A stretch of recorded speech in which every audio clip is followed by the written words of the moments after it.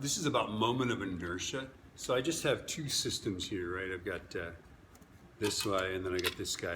I just put the same clamps farther out on the same piece of wood.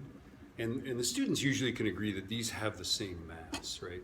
And then I have a student come up and hold this one. I always make them hold the, the one that's more difficult. And I hold this one and I say, here, do what I do. And I go.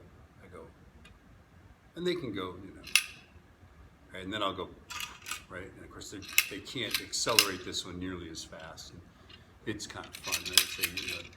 So then the question is, why is this one so much harder to accelerate than the other one, right? And the students will eventually realize, well, these things undergo a greater linear acceleration when you accelerate like that, right? So the geometry is important.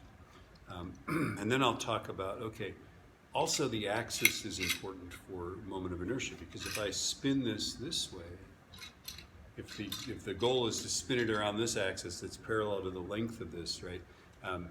That's the same. These guys have the same moment of inertia if I spin it this way, right? Okay, that's the same. But if we spin it around this axis, it's quite different.